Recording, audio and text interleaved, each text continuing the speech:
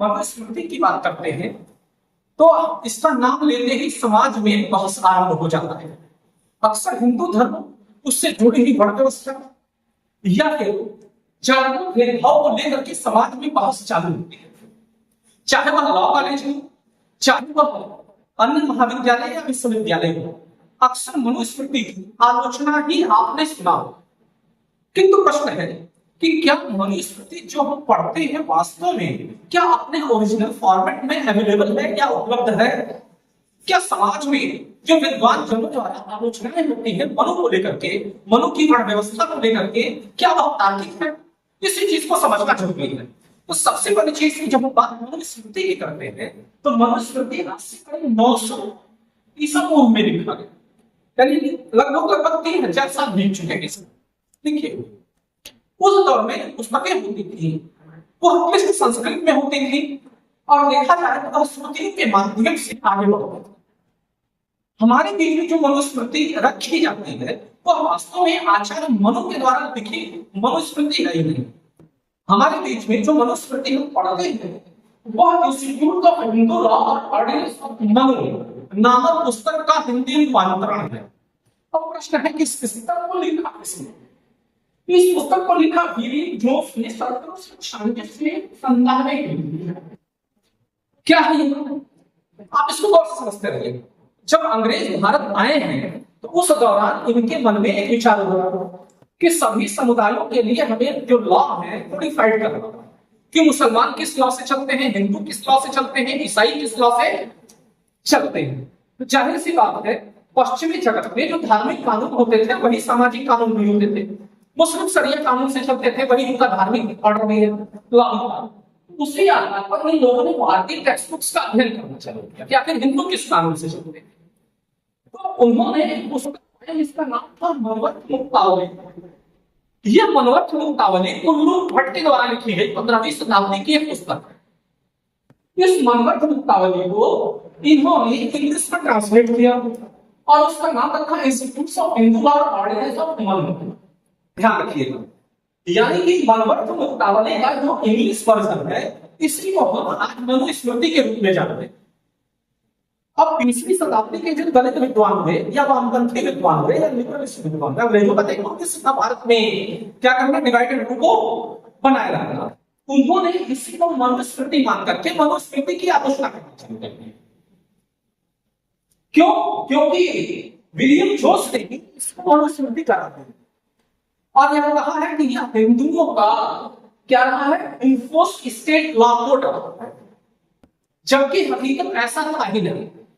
जब भी हम इतिहास के पन्नों में जाते हैं तो वहां पर जो स्टेट के द्वारा इन्फोर्स लॉ था वह कहीं पर भी मनु के द्वारा दिए गए सिद्धांतों के आधार पर था नहीं।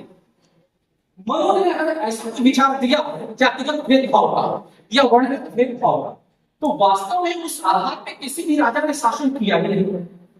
हमारे जो स्थानीय शासन रहा या जो भी राजाओं ने शासन किया उसकी कई आदत है, जैसे कि स्थानीय परंपराएं थी, उसके अलावा रीति रिवाज थे, राजा अपनी क्षेत्रीय कानून और संस्थाएं थे। तो मनु ने अपने जो ग्रंथ, जो मौलिक ग्रंथ मनु का है, वो वास्तव में जो लिखा वो वास्तव में इनवॉल्वमेंट टेक्स्ट बन करके किसी भी रूप में वह शरीयत या क्रिश्चियन लॉ की तरह से कोडिफाइड हो भी नहीं पाया और भारत के किसी भी कोने में लागू नहीं हुआ। आप क्या बता सकते हैं कि कौन सा ऐसा है जिसमें कि मनु के सिद्धांतों को लागू किया? किसी भी राज्य को। तो ऐसी स्थिति में मनुस्मृति को एक इन्फोर्स्ड स्टेट लॉ किससे बना? पहली चीज ये है। दूसरी चीज ये है कि जो दलित चिंतक या दूसरे लॉ कॉलेज से लेकर कैलेंडर के सिलेबस में भी मनु है, आपके सिलेबस में भी पढ़ाई रहा हूं, आईएएस के भी सिलेबस में मनु है। तो ऐसी स्थिति में इनके नॉर्मेटिव टेक्स्ट को इन्फोर्स्ड लॉ स्टेट लॉ के रूप में एक साजिश स्थापित करने की कोशिश की। पहली चीज। अगली चीज क्या है कि मनु ने जो भी चीजें लिखी अपनी मौलिक पुस्तक धर्मशास्त्र के भीतर लिखा और धर्मशास्त्र 900 ईसा पूर्व में लिखा गया। वह पुस्तक ओरिजिनल रूप से मौजूद था ही नहीं। समय पर जैसे कि मैंने क्या बताया, स्मृतियों के माध्यम से हमारी चीजें और स्मृतियों के माध्यम से आगे बढ़ रही है। अलग अलग कालखंड में मनु के धर्मशास्त्र के अलग अलग भाष्य लिखे गए, टीकाएं लिखी गई। उन्हीं भाष्य और टीकाओं में से एक क्या रहा, मनवत मुक्तावली, जो कि 15वीं शताब्दी में लिखी। सोचिए 15वीं शताब्दी तक आते हैं जब भारत का ढांचा पूरी तरीके से बदल चुका था। सतकालीन भारत, मौर्यकालीन भारत, मौर्योत्तरकालीन भारत, और इस दौरान अगर कुछ सीमित कृषि को छोड़ दिया जाए तो ये भी ब्राह्मण शासन शक्तिशाली पैदा नहीं हुआ। इन्होंने अपने लिखित में पढ़ के यह भी डायरेक्ट मनु के द्वारा लिखित धर्मशास्त्र का रूपांतरण नहीं, बल्कि मेघा लिपि के द्वारा 9वीं शताब्दी में जो इसके भाष्य लिखा गया, या फिर गोविंद के द्वारा 11वीं शताब्दी में जो भाष्य लिखा गया, उन सबको कलेक्टिवली इन्होंने अपनी पुस्तक में लिखा। बात समझ रही है? तो आज आप जो भी मनु को लेकर के विवाद सुनते हैं, पढ़ते हैं, उसका मनु से कोई लेना देना नहीं है। और मनु के धर्मशास्त्र में भारत के हर कोने में अलग अलग भाष्य और टीकाएं लिखी गई, और किसी का भी स्वभाव और स्वरूप एक जैसा नहीं। आपने सुना होगा मेरे को सही कहते हैं कि मनु ने लिखा है अपना नारेश में पूजन करवते तत्व देवता, वही आप सुनते हैं अभी एक मनु ने लिखा है कि महिलाओं को बचपन में पुत्र के अधीन होना चाहिए, युवा अवस्था में बचपन में पिता के अधीन होना चाहिए, युवा अवस्था में पति के अधीन होना चाहिए, और वृद्धावस्था में पुत्र के अधीन होना चाहिए। जो पुस्तक स्त्री को नारी की पूजा की बात कर रहे हैं आचार्य मनु, वो हम दोनों स्त्री को लेकर के ऐसा विवाद में कैसे दे सकते हैं? यानी मध्यकाल में अलग अलग विचारों को ले चुकी मौजूद नहीं था, तो श्रुतियों के माध्यम से आगे बढ़ा, तो सब अपने अपने विचारों को भी मनु के नाम पर हमें थोपते चले गए। बातें हमें क्लियर हो रही है? तो मनुस्मृति की आलोचना वास्तव में मनुस्मृति की आलोचना नहीं है, बल्कि विलियम जोन्स के द्वारा लिखी किताब institute of the Hindu law of ordinance Manu की आलोचना। अगर ठीक से पढ़ना है तो पैट्रिक ओलिवर की यूनिवर्सिटी ऑक्सफोर्ड से पुस्तक आती है मनु's कोड ऑफ लॉ, उसको पढ़िए। पैट्रिक ओलिवर ने सीधा सीधा लिखा। और अगली चीज, कभी भी शरिया लॉ से, क्रिश्चियन लॉ से आप इस लॉ को कंपेयर कर भी नहीं सकते, क्योंकि यह व्यक्ति का विचार है कि भारत के किसी भी शासनकाल के दौरान यह सिस्टम अभी लागू होगा नहीं। और पहले चीज की जो विचार हमारे आपके बीच में दिखा गया कि दलितों के कान में शीशे प्रभाव डलवा दिए जाते थे, ये करवा दिया, तो ये सब केवल एक मिथक है, काल्पनिक कहानियां हैं।